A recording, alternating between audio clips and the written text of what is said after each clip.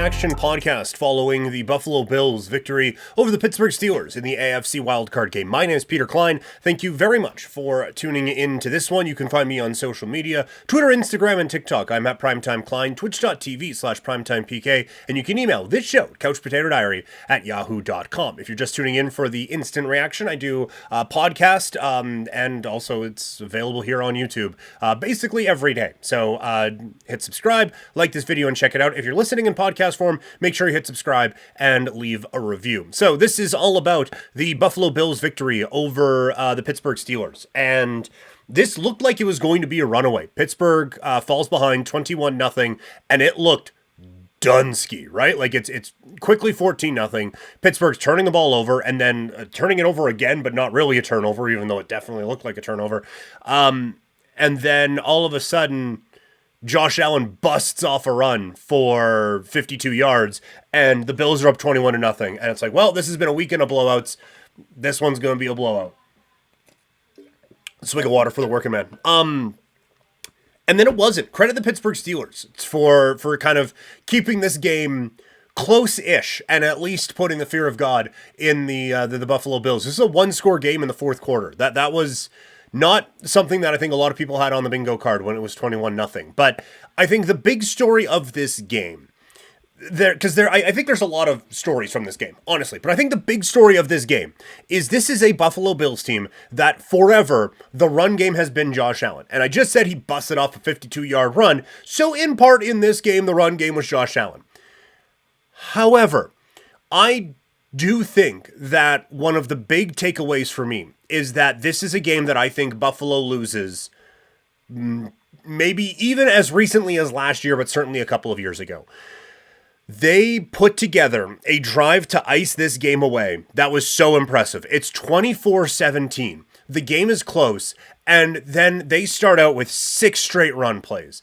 And Cook is running it down Pittsburgh's throat. And Allen's making a couple of plays as well. You're getting Ty Johnson in there a little bit, but it was mainly Cook. And the fact that they were able to run the ball, no TJ Watt, no Cam Hayward at times or not, the fact they were able to run the ball with that kind of efficiency, and then Shakir puts the game away with a phenomenal run, getting wrapped up by Fitzpatrick, getting away from that somehow, one of the best tackling DBs in the league, getting away from him and getting into the end zone.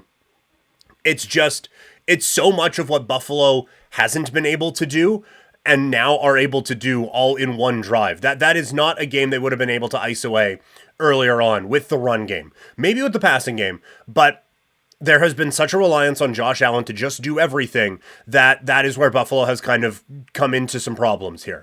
I was going to say run into some problems, which I guess would have been a bit of a fitting joke there. But this is a Buffalo run attack that is so improved from a couple of years ago. And so much of it is just on the personal improvement of James Cook. And this is not just running the line and, well, coach told me there's a hole there, so we got to run into the hole. He was very patient. Once he finds his opening, he is explosive.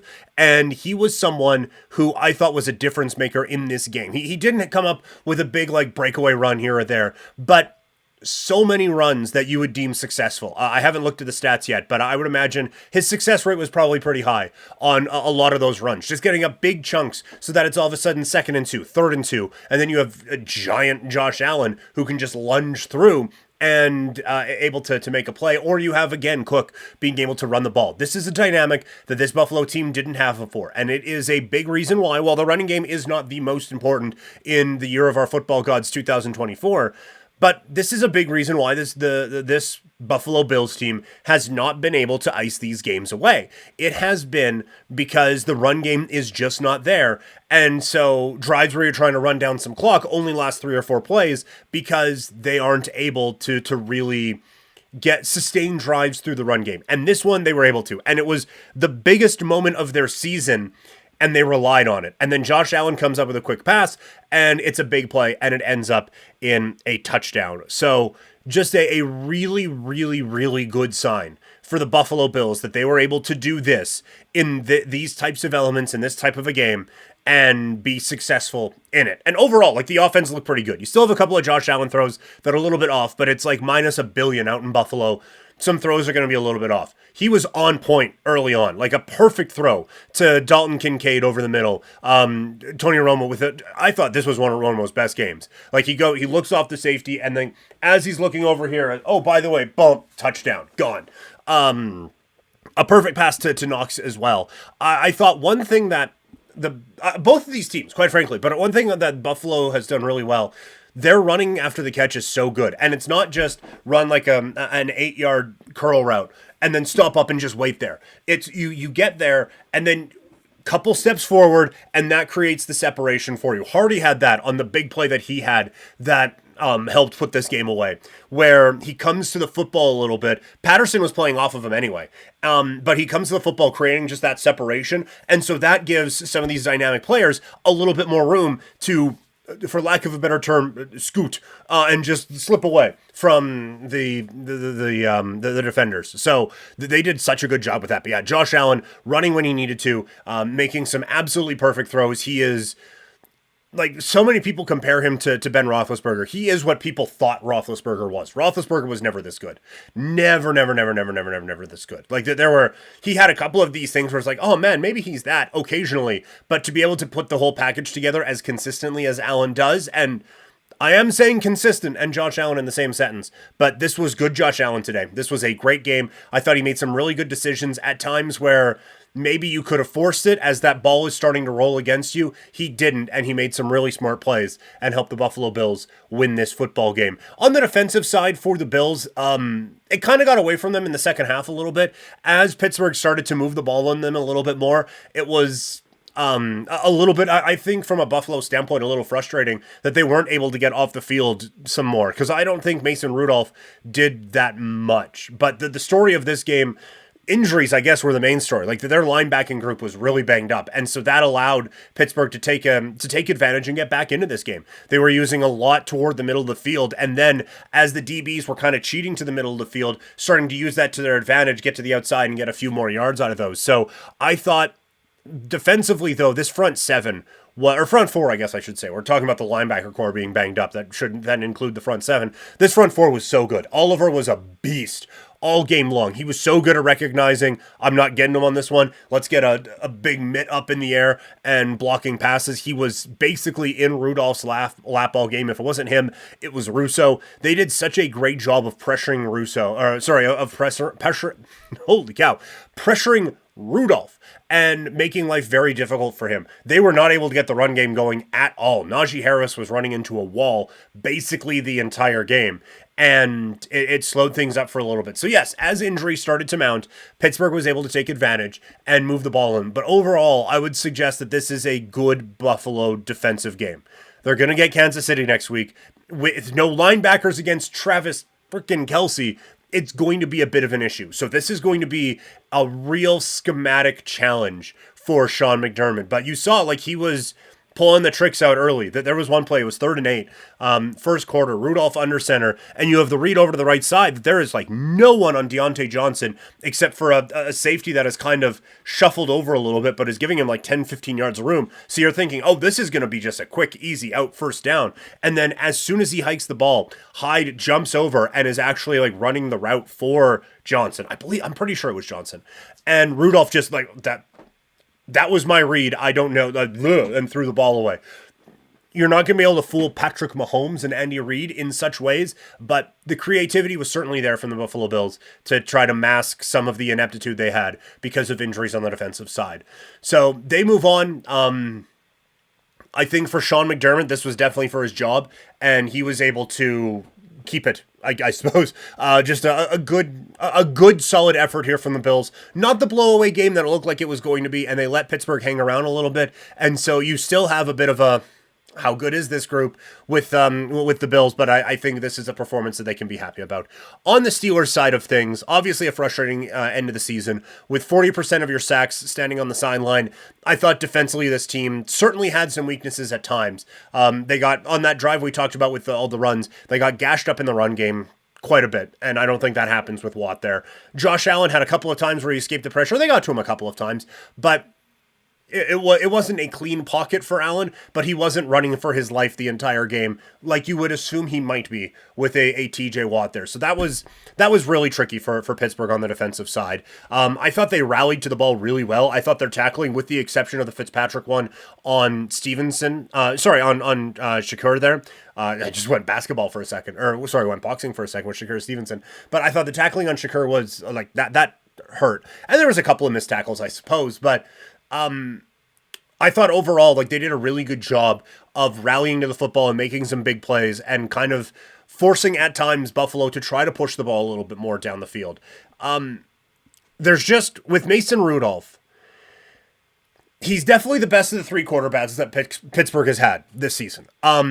It does seem like the processor takes a second to go. Like, it's just, the throwing motion is big, it's long, it's looping, and it got there a bunch, right? Like, this isn't, a lot of this is going to seem harsh. He's not a moron, and he's not just like a catapult, just throwing the ball. But he is, it's Tua Tagovailoa, he is not. In how quick he is getting that ball out. It takes a little bit of time to load it up and throw it. And the pass rush was such for Buffalo that they weren't able to really push the ball downfield, but it was so much underneath. Even, like, they're down 14 with like a minute 50 to go, no timeouts left. It seems insurmountable, but it's 10-yard pass, 10-yard pass, 10-yard pass, 10-yard pass. And it's what is so frustrating about some young quarterbacks coming in is that the reins are put on them so tight that it's like, you just don't fuck this up for us. But down 14 with a minute 52, it done been fucked up. So let her rip, my guy. And I get, like, the defense isn't giving you a whole lot. Doesn't matter. Down 14 with 2 minutes up. What's another interception, man? Who gives a shit? You got to unload that. And I just thought it was such a conservative game plan the whole way that you kind of had to be perfect all the time to be able to make that. Because one misstep and all of a sudden it's 3rd and 8, 3rd and 9, and you're putting yourself in some tough situations. Speaking of putting yourself in tough situations, the Pittsburgh Steelers need a crash course in analytics. And I understand analytics is a buzzword and gets some people's blood boiling. But constantly running the ball on first down and second down, and then just making Rudolph pass for whatever was left, was putting Rudolph in such difficult situations early in this game. Now, they adjusted. They made a really smart play where it was so obvious they were just running it on first down all the time, but then they do a quick play action. It's to Freiermuth, and it's for 40, I believe it was. Or it was something big. And that kind of got the ball rolling a little bit. But it was just such a tendency it was such a run-based attack for a team that was getting nothing on the run. Najee Harris had no room to go. At least Jaylen Warren was creating things out there. He so clearly looked like the more effective of the two running backs. But they did not put Rudolph, I thought, in the best positions to succeed, because they were running it early, not getting yards, and then it's 3rd and 8, 3rd and 9, and it's so difficult to run, so difficult to get the job done through the air, because the pass rushers can just pin their ears back and go. There's no worry. You're not going to hand it off 3rd and 9 when you've just ran it twice for 1 yard. You can back some guys off into coverage, or you can pass. Like, it really, really puts the pressure on the quarterback in those spots where if you're able to get a couple of quick passes, look at that, it's 3rd and 2, then all of a sudden the whole playbook opens up for you. The defense can't just focus on one thing, and things open up. And so that's why the analytics community has really started to look at who is throwing the ball the most on 1st and 2nd down, because that just puts your quarterback in a much easier position to succeed. And the Pittsburgh Steelers didn't do that. This is another year where I think the Steelers team overachieved, but you saw in this game, like, if TJ Watt's in there, this is obviously a completely different looking group defensively, and they played their asses off for Mike Tomlin, who is now the longest tenured coach in the NFL. That there is no question how hard they were playing in this game. And there's no question the talent on this team. And then you see on the offensive side, like, Jaylen Warren's a dude. Pickens is great. Deontay Johnson is route runner extraordinaire. Freiermuth is just a fire hydrant running across the field. Like, they have a whole lot of weapons out there in Pittsburgh. They just haven't been able to get the quarterback right. And it's been a bit now. Like, even the last couple of years have been, we're rough. And it hasn't been perfect since. So this is a team now that needs to address that. But kind of only that. Like, there's obviously some positions of need, but this is not a group that's going into the offseason with just a blank slate and trying to figure out what to do. This is kind of this bit of a forced reference, but at the WWE Performance Center, when someone is close, they have finishing school, where it's like, okay, these are the last things you need to be a WWE superstar instead of a Performance Center guy or an NXT girl. The Steelers are in finishing school. The Steelers, they have a foundation there. They just need a couple of pieces to put them over the top. And just needing a couple of pieces when you finish 10-7 is a pretty good spot to be. So I think, as you've been able to be for the last, basically the entire existence of the franchise, I think you can be pretty optimistic about where things are going for the Pittsburgh Steelers. All right, that's going to do it for this instant reaction podcast. Admittedly not as instant as some of these ones normally are, and potentially not going to be able to get another one up for Philadelphia tonight. Things have kind of changed around here, so may not be able to do that. But you're not going to need me to tell you what's coming up on the site if you just subscribe, whether it's on YouTube or on the podcast. Like this video just because it helps me, and in podcast form, leave a review because, again, helps me out. If you have any constructive criticism or just want to tell me how awesome I am, you can email me, couchpotatodiary@yahoo.com. You can get in contact with me on social media. I am at Primetime Klein, Twitter, Instagram, and TikTok. I'm also on Twitch, twitch.tv/primetimepk. So, not exactly sure if it's going to be tonight or tomorrow or Wednesday, but I will talk to you guys again soon. Have a great night, everybody.